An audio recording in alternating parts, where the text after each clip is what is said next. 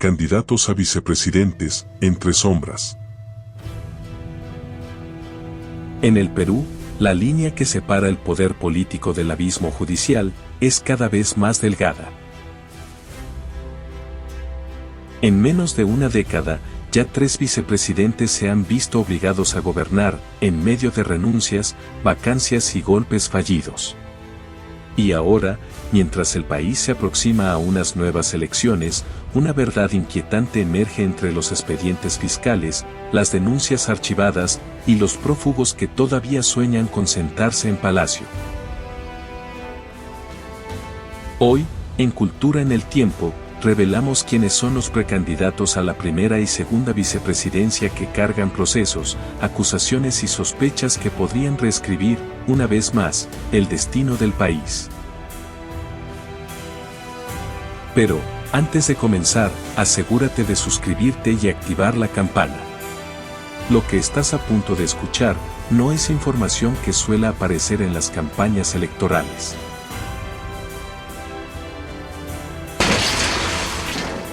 El vicepresidente en el Perú.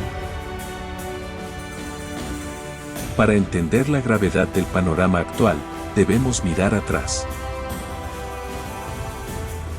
En el 2018, el Perú vio caer al presidente Pedro Pablo Kuczynski, en medio de escándalos de corrupción, cediendo el poder al entonces vicepresidente Martín Vizcarra, quien, 2 años después, también sería expulsado por el Congreso.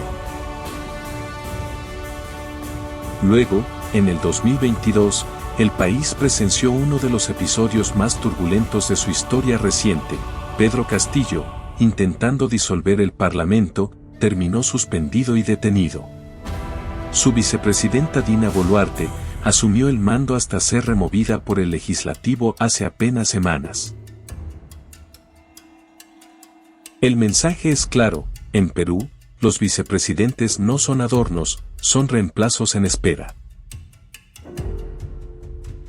A menos de un año de las elecciones del 2026, conocer a quienes aspiran a esos cargos ya no es un ejercicio cívico, es una medida de supervivencia institucional.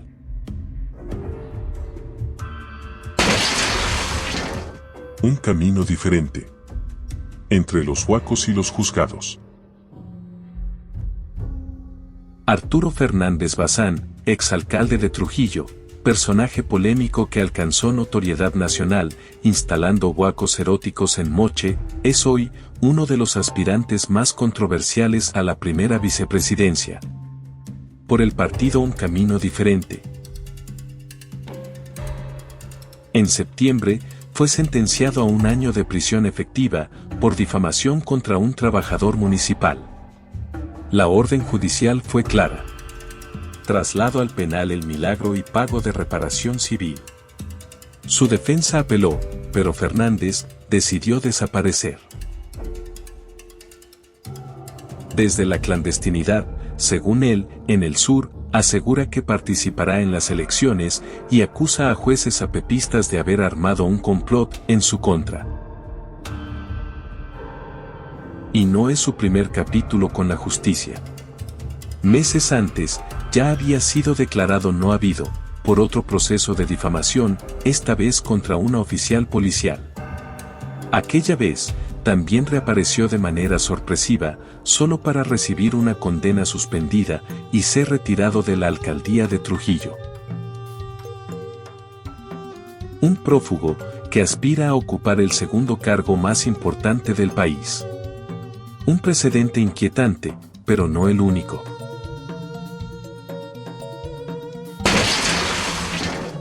Fuerza y libertad.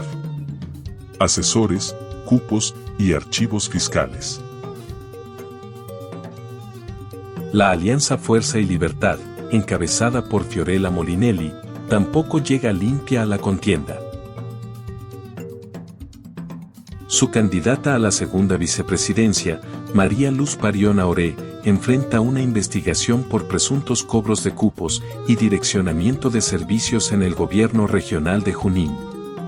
Montos que, según la Fiscalía, podrían variar entre 500 y 2.000 soles por trabajador.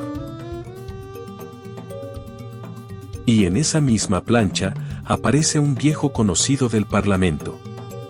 El excongresista Gilbert Violeta. En 2019, fue investigado por un presunto cobro de cupos durante la campaña de Peruanos por el Cambio. La denuncia fue archivada, pero su retorno a la política vuelve a levantar las mismas preguntas que intentó dejar atrás.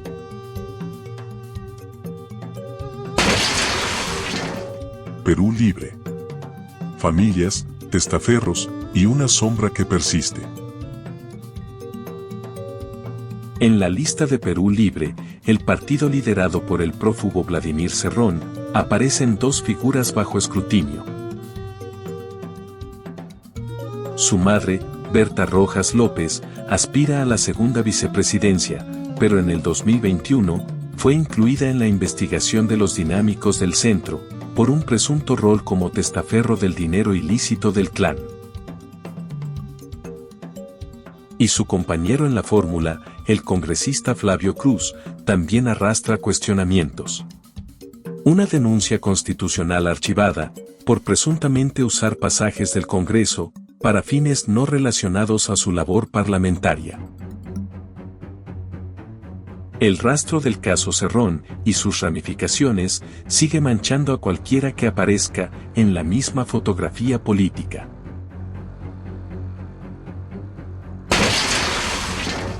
Alianza para el Progreso. Alejandro Soto y la Red de Benavides. Alianza para el Progreso presenta a Alejandro Soto como candidato a la primera vicepresidencia. Expresidente del Congreso y uno de los 14 parlamentarios señalados por presunta participación en una red criminal vinculada a la exfiscal de la Nación, Patricia Benavides. La acusación preliminar es seria. Haber recibido favores judiciales a cambio de promover en el Pleno una moción contra la Junta Nacional de Justicia. Cohecho pasivo, cohecho activo y un juego de poder que parece salir de un guión político que se repite una y otra vez.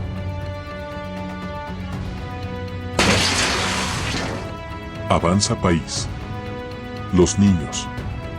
Una historia que no termina. En la plancha de Avanza País, liderada por el comunicador Philip Butters, la controversia tampoco es ajena. Su candidata a la segunda vicepresidencia, Carol Ivette Paredes, fue incluida en 2023 en la ampliación de la investigación del caso Los Niños. Una presunta red de congresistas que habría ofrecido favores políticos a cambio de beneficios del Ejecutivo. Una investigación que continúa abierta y que podría tener repercusiones electorales más profundas de lo que parece.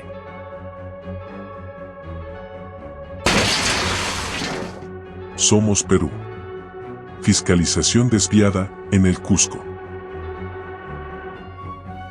En Somos Perú, el precandidato a la segunda vicepresidencia, Hervé Olave, también enfrenta cuestionamientos.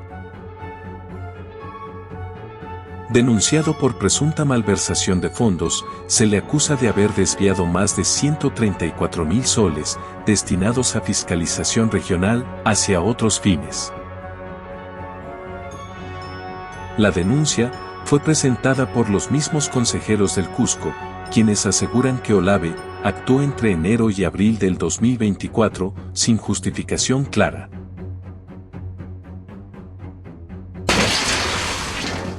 El partido aprista. Odebrecht, archivos y una sombra antigua. El APRA también tiene su propio capítulo.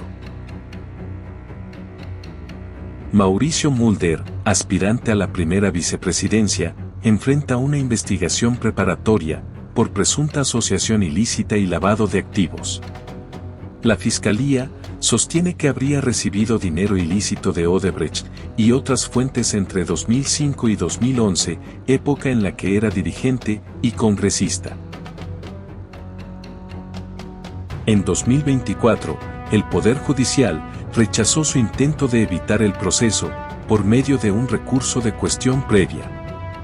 Para el juez Richard Concepción Caruancho, los delitos que se le imputan no son simples faltas funcionariales, sino crímenes comunes vinculados al uso del poder político.